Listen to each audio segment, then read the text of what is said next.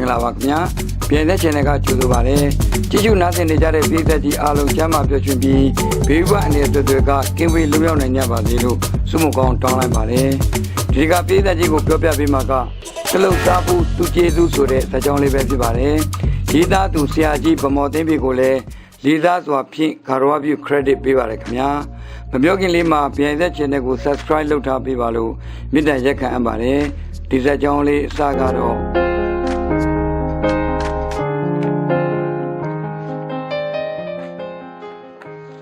အမျိုးသမီးတယောက်ဟာတညနေခင်းမှာဈေးဝယ်စရာရှိလို့အိမ်ကနေကုန်တိုက်တစ်ခုကိုလမ်းလျှောက်သွားခဲ့ပါတယ်။လမ်းဘေးမှာထိုင်ပြီးတောင်းရနေတဲ့တရောင်းသားတယောက်ကိုတွေ့လိုက်တယ်။တရောင်းသားကအဖိုးကြီးတယောက်ဖြစ်ပြီးတော့အိုးစားတွေကစုပ်ပြတ်တတ်နေပါတယ်။သူ့ကိုယ်ကလည်းယွန်စရာကောင်းတော့အောင်ညစ်ပတ်ပေးနေပါတယ်။ရေမချိုးတာအတော်ကြာပြီနဲ့တူပါတယ်။အမျိုးသမီးဟာဘာကြောင့်မှမသိဘူးအေးလွန်းလာတဲ့စောင်းရသည်ရဲ့နှင်းတွေထူထဲစွာကျနေတဲ့ကြားမှာပေါက်ပြဲနေတဲ့ကုတ်အင်းကြီးအစုပ်ပြက်ကိုဝတ်ထားပြီးခိုက်ခိုက်တုံချမ်းနေရှာတဲ့အဖိုးကြီးကိုမြင်မြင်ချင်းပဲတနာစိတ်ပေါ်နေတယ်။ဒါကြောင့်သူဟာအဖိုးကြီးနာကတ်သွားလိုက်တယ်။ဒီခါမှာအဖိုးကြီးဟာသူသိတဲ့လူတစ်ယောက်ဖြစ်နေတာကိုအံ့ဩစွာတွေးလိုက်ရတယ်။ဒါကြောင့်သူကဦးလေးနေကောင်းလားအဲ့ဒီလိုမေးလိုက်တယ်။အဖိုးကြီးကအမျိုးသမီးကိုတစ်ချက်မောကြည့်လိုက်တယ်။အမျိုးသမီးဟာအဖိုးတန်တန်ပွေးအင်ကြီးဝတ်ထားလို့ချမ်းသာသူတယောက်ဆိုတာသိလိုက်တယ်။အဖိုးကြီးဟာချမ်းသာသူတွေရဲ့ယွန်ရှာတဲ့အကြည့်တွေကိုခံရပေါင်းများနေလို့သူ့ကိုလောင်ပြောင်ကဲရဲမဲ့သူတယောက်အမှတ်နဲ့ထွက်သွားကြမှာကွာငါဘာသာအေးစင်းနေကြစီအဲ့ဒီလိုအမျိုးသမီးကိုပြန်ပြီးအော်ငေါက်လိုက်တယ်။ဒါပေမဲ့အမျိုးသမီးကထွက်မသွားပဲအဖိုးကြီးအနားမှာပဲဆက်ရက်နေတယ်။ပြီးတော့သူကအဖိုးကြီးကိုလှိုက်လိုက်လဲပြုံးပြပြီးကျင်နာတဲ့လေတံနဲ့ဦးလေးပိတ်ကနေလားအရှင်အဲ့ဒီလိုမေးလိုက်တယ်အဖိုးကြီးဟာသူ့အမေကြောင့်ပရမတ်တော်အံ့ဩသွားတယ်ပြီးမှရည်တဲ့လေတံနဲ့အခုလိုပြန်ဖြေလိုက်တယ်ငါခုပဲသမရာကြီးနဲ့ညစာစားပြီးသွားပြီကွာတော်သမ်းမှာငါ့ကိုလာမနောက်ချက်ပါနဲ့ဒါပေမဲ့အမျိုးသမီးဟာပြုံးမပြတ်ပဲအဖိုးကြီးရဲ့လက်မောင်းတစ်ဖက်ကိုသူ့လက်နဲ့ဆွဲထူလိုက်တယ်အဖိုးကြီးကလည်းလမ်းဖြတ်သွားပြီးဟေးဘာလို့လဲငါ့ကိုကူချွလို့စမ်းအဲ့ဒီလိုအော်ပြောရင်းယုံလိုက်တယ်အမျိုးသမီးကအဖိုးကြီးကိုဆွဲထူလိုက်အဖိုးကြီးကယုံလိုက်ဖြစ်နေကြတာကိုမြင်တဲ့ရဲရကြီးတယောက်ဟာသူတို့နားကိုရောက်လာပြီးမဒန်ဘာလို့ရှိလို့လဲဗျအဲ့ဒီလိုအမျိုးသမီးကိုဘေးလိုက်ပါတယ်အမျိုးသမီးကပြဿနာမရှိပါဘူးရှင်ကျမသူ့ကိုဆွဲထုတ်နေတာပါကျမတယောက်တည်းဆွဲထုတ်ဖို့မနိုင်လို့ကိုပြီးဆွဲထုတ်ပြပါလားရှင်အမျိုးသမီးကပြန်ပြောလိုက်တာပါရဲရရှိရအမျိုးသမီးကိုအံ့ဩတဲ့လေတံနဲ့ဘိုးကြီးနာမည်ကကျွတ်ပါသူဒီနေရာမှာတောင်းစားနေတာနှစ်ချီနေပါပြီမဒန်ကသူ့ကိုဘာလုပ်မလို့ပါလဲခင်ဗျာကျမသူ့ကိုရှင်နာကစောစောစဉ်ကိုခေါ်သွားပြီးတခုခုကြွချင်လို့ပါနောက်ပြီးသူ့ကိုတွေးတဲ့နေရာမှာခဏနေနေရင်လို့ပါဒီမှာတိတ်အေးလုံးနဲ့လေအဲ့ဒီလိုပြောရင်အဖိုးကြီးရဲ့လက်မောင်းကိုဆက်ပြီးဆွဲထူနေတယ်အဖိုးကြီးလည်းစက်ယုံနေရင်းနဲ့အမျိုးသမီးကိုအခုလိုအော်ပြောလိုက်တယ်မင်းယူနေသလားကွာငါအဲ့ဒီဆိုင်ကိုမသွားချင်ဘူးဒါပေမဲ့အဖိုးကြီးကရုတ်တရက်တန်မာတဲ့လက်တွေနဲ့သူ့လက်မောင်းကိုဆွဲထူလိုက်တာကိုခံစားလိုက်ရတယ်ဆွဲထူလိုက်တဲ့သူကရဲရရှိပါအဖိုးကြီးကဆရာရဲ့ကျွန်တော်ကိုလုပ်ပေးပါကျွန်တော်သူခေါ်တဲ့ဆိုင်ကိုမလိုက်ချင်ဘူးကျဲဆိုင်ထဲမှာနူရီရှိလို့ခင်ဗျားအတွက်ကောင်းပါလေဗျာလိုက်လာခဲ့စမ်းပါဗျာရဲရရှိကပြောရင်အဆွဲထူခံလိုက်ရလို့အဖိုးကြီးမတ်တက်ထားရလိုက်ရတယ်ရဲရရှိနဲ့အမျိုးသမီးတို့ဟာအဖိုးကြီးရဲ့လက်မောင်းတစ်ဖက်စီကိုကန်ရင်ဆွဲခေါ်လိုက်အဖိုးကြီးကယုံကန်ရင်လိုက်နဲ့စားတောက်ဆိုင်ကိုရောက်သွားကြတယ်ညစာစားခြင်းပြည့်လို့ဆိုင်ထဲမှာစားတောက်သူတွေနဲ့ပြည့်နေပါတယ်ဆိုင်မန်နေဂျာကသူတို့သုံးယောက်ကိုမြင်လိုက်တာနဲ့ဘာဖြစ်လို့လဲရရှိမင်းဒီအဖိုးကြီးပြဿနာလုံးလာပြန်ပြီလားမေးလိုက်ပြန်ပါတယ်ရဲရရှိကကျက်ကဘာပြဿနာမှမလုပ်ပါဘူးဒီမျိုးသမီးကသူ့ကိုညစာကြွေးချင်လို့ခေါ်လာတာပါအဲ့ဒီလိုဖြေလိုက်ပြန်ရောဟာ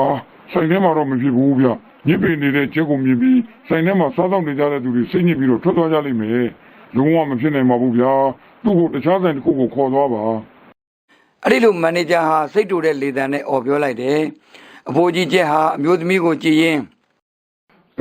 ဒါကြောင့်ငါဒီဆိုင်ကိုမလာချင်ဘူးလို့မင်းကိုပြောခဲ့တော့ပေါ့ကွာအဲ့ဒီလိုပြောလိုက်တဲ့အခါအမျိုးသမီးဟာဆိုင်မန်နေဂျာကိုပြုံးပြီးကြည်ရင်အခုလိုမေးလိုက်တယ်ရှင်ဒီမျိုးက ADN Associate Company ကိုသိလားရှင်ဟုတ်ကဲ့သိပါတယ်ခင်ဗျာ ADN Associate ဆိုတာဒီမျိုးမှာအကြီးဆုံးကုမ္ပဏီပါကုမ္ပဏီကအရာရှိတွေတပတ်တခါကျွန်တော်တို့ဆိုင်မှာစီးဝေးလာလုပ်ပါတယ်ကျွန်တော်တို့ကသူတို့အတွက်နေရာထိုင်ခင်းနဲ့အစားအသောက်တွေကိုတောင်းယူစီစဉ်ပေးပါတယ် ရှင်တို့ဆိုင်ရာအပတ်တိုင်းအဲ့ဒီကုမ္ပဏီစီကဝင်ငွေအတော်များများရနေမှာပေါ့နော် အဲ့ဒါခင်ဗျားနဲ့ပေါင်းဆိုင်လို့လေဗျ တိတ်ဆိုင်တာပေါ့ရှင်ဘာကြောင့်လဲဆိုတော့ကျမက ADN Associates ကုမ္ပဏီရဲ့ပိုင်ရှင် Miss Eddie ပါပဲ ဟို sorry ပဲဗျာကျွန်တော်မသိလို့တောင်းပန်ပါတယ်နော် မန်နေဂျာကဆက်တောင်းမှမလို့လုံနေတုန်းမှာအမျိုးသမီးကလက်ကပြလိုက်ပြီး ကဲကျမတို့အတွက်ဇဝဲတစ်လုံးစီစဉ်ပေးလို့ရမလား အဲ့ဒီလိုမေးလိုက်တော့မန်နေဂျာဟာပြပြတလဲနဲ့ဇပွဲတစ်လုံးစီကိုခေါ်သွားလိုက်တယ်အခု၃ယောက်စလုံးဇပွဲမှာထိုင်လိုက်ကြပြီးတာနဲ့အမျိုးသမီးကရဲအရာရှိကိုပြောလိုက်တယ် ကျမတို့နဲ့အတူညစာစားပါလားရှင် ကျေးဇူးတင်ပါတယ်ကျွန်တော်တောင်းဝန်ချိန်အတွင်းဆိုင်တွေမှာအစားစားခွင့်မရှိလို့ပါ ကော်ဖီတစ်ခွက်လောက်တော့တောက်လို့ရတယ်မို့လား ဟုတ်ကဲ့ကော်ဖီတစ်ခွက်တော့တောက်လို့ရပါတယ် အမျိုးသမီးဟာရဲအရာရှိအတွက်ကော်ပီတစ်ခွက်နဲ့သူနဲ့အဖိုးကြီးတို့စားဖို့စားစရာတွေကိုမန်နေဂျာကိုပြောပြီးမှာလိုက်တယ်မန်နေဂျာလည်းသူတို့နားကပြန်ထွက်သွားတယ်ရဲအရာရှိကအမျိုးသမီးကို ခင်ဗျားဆိုင်မန်နေဂျာကိုပညာပေးလိုက်တယ်နော် အဲ့ဒီလိုပြောလိုက်တော့အမျိုးသမီးက မဟုတ်ပါဘူးရှင်ကျမသူ့ကိုပညာပေးဖို့မရွယ်ပါဘူးကျမရဲ့ရွယ်ချက်ကအငယ်ချက်ကိုပြုစုချင်တာပါ ဆိုင်မန်နေဂျာဟာရဲအရာရှိအတွက်ကော်ပီတစ်ခွက်ယူလာပြီးဇပွဲပေါ်မှာချပေးတယ်ဇပွဲတို့တွေလည်းဇပွဲပေါ်မှာစားစရာတွေလာချပေးတယ်အဖိုးကြီးလည်းစားစရာတွေကိုပလုံပလောင်စားနေတယ်အမျိုးသမီးကချက်ကိုကြည့်ပြီး အငယ်ချက်ကျမကိုမတ်မိလားရှင် အဲ့ဒီလိုမေးလိုက်တယ်အဖိုးကြီးချက်ဟာအမျိုးသမီးရဲ့မျက်နှာကိုတည်တည်ချာချာကြည့်ပြီးတော့ ငါဒီမျက်နှာကိုမြင်မှုတို့ပါပဲဒါပေမဲ့ငါတည်ကြည့်ပြီဆိုတော့မမမီတော့ဘူးကွာ ပြန်ပြောလိုက်တယ်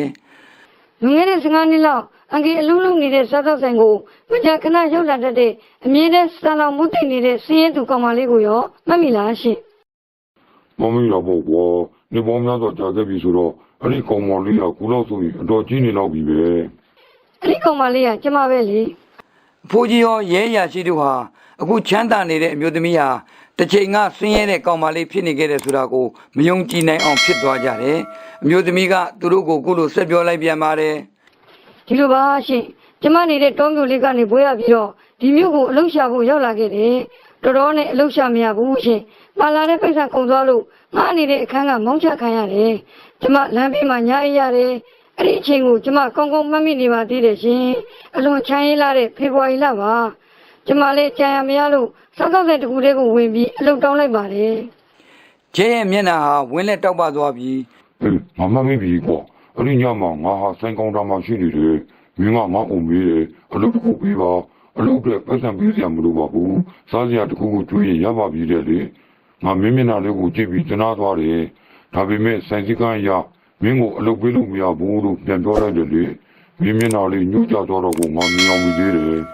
အမျိုးသမီးကဝင်ပြောပြန်တယ် ဟုတ်တယ်အငယ်ကကျမကိုပြောလိုက်တယ်